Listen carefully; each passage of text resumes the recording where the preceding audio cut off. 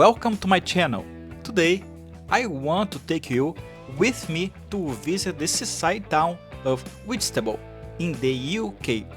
It's a small place with a lot of charm, and I'm excited to share what I saw and felt here.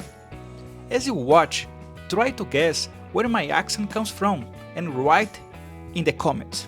I would love to see your answers.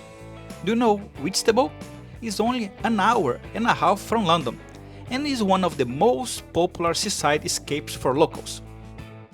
Okay, I gave up with my voice. Let's do the professional way. Coastal charm. The moment I stepped off the train in Whitstable, the first thing that struck me was the sunshine. It was one of those rare English days when the sky stays clear and the sea sparkles like glass. As I wandered down the narrow streets towards the harbour, I couldn't help but notice how different the atmosphere was compared to London. Slower, warmer, almost as if time moved at its own pace here. What surprised me most was how quickly I felt welcomed. In the UK, it's not very common for strangers to strike up conversations. Yet in Whitstable, a couple of people stopped to ask where I had come from. Their curiosity felt genuine, and their smiles set the tone for my day. One man, leaning against a fishing boat, grinned and said, "You can't leave without trying the oysters. It's what we're famous for." I promised him I would, half curious and half amused at how proud everyone seemed of this seaside delicacy. When I got to the beach, I saw the huts lined up on the pebbles, each one looking different. The sea was dark, not the bright blue you see in postcards, but that is normal for the English coast. The shoreline is divided by a wall made of wood and concrete. This wall is there to protect the beach and the town from the strong tides, stopping the sea from washing everything away. On one side, you see the pebbles and water, and on the other side, you can walk safely along the path. Families were strolling by the sea, children were picking up shells, and the fresh wind carried the sound of seagulls. The sun made the water shine a little, almost like silver. People kept telling me that I must try the oysters, and I realized Whitstable is not about a perfect beach, but about the people, the food, and the simple life by the sea. In the town itself, you don't see tall buildings. Almost everywhere, there are only small houses, many of them old and full of character. The streets are narrow and calm, with shops, cafes, and pubs mixed in between the houses. Maybe you find one or two larger buildings, but very few. This gives Whitstable a quiet and cozy feeling, very different from the busy cities in the UK. The name of the city is also interesting. Whitstable comes from Old English words. Whit, meaning white, and staple, meaning a post or pillar.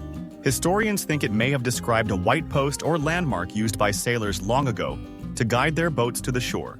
Over time, the name stayed, and today Whitstable still carries that mix of sea life and history in its identity. Most of the tourists in Whitstable are English. People come here from London and other towns for a weekend by the sea. It is not like other places in Europe where you hear many different languages. In Whitstable, you mostly hear English voices, and it feels more like a local escape than an international holiday spot. When we think about the sea, many people imagine pirates. In England, pirates were very real, and they often fought against Spanish ships in the 1500s and 1600s. They attacked Spanish boats that carried gold and silver from the Americas back to Europe.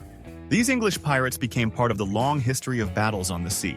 In Whitstable, you don't hear of a local pirate legend, but standing by the dark water, it's easy to imagine those old fights happening not too far away. From the harbour, you can also take a short boat trip for about £10.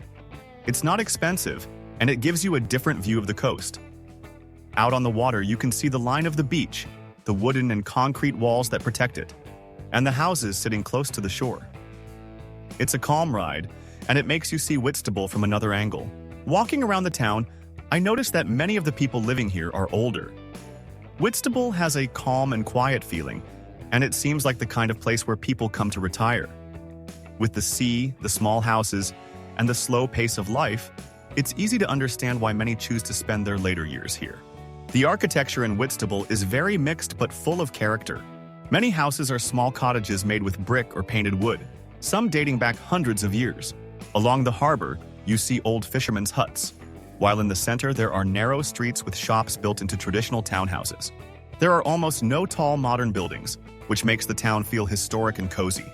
The mix of old cottages, seaside huts, and a few Victorian houses gives Whitstable its special look. The culture in Whitstable is closely connected to the sea. Fishing has always been part of life here, and oysters are still the town's most famous tradition. Every year, there is an oyster festival where people celebrate with food, music, and parades. Art and creativity are also important in the town. You can find small galleries, handmade crafts, and live music in local pubs. The culture feels very local and community-based, with people proud of their traditions and happy to share them with visitors.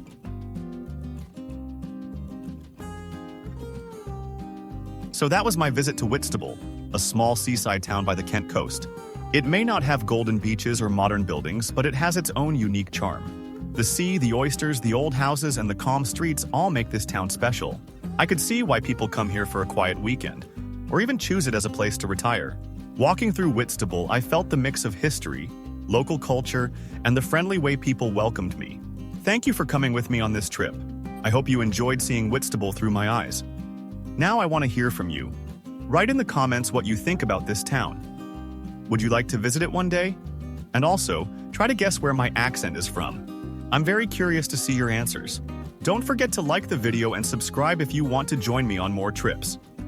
And if you enjoyed this one, check out my other videos where I explore different towns and cities in the UK and around the world. There are many more stories, places, and adventures waiting for us.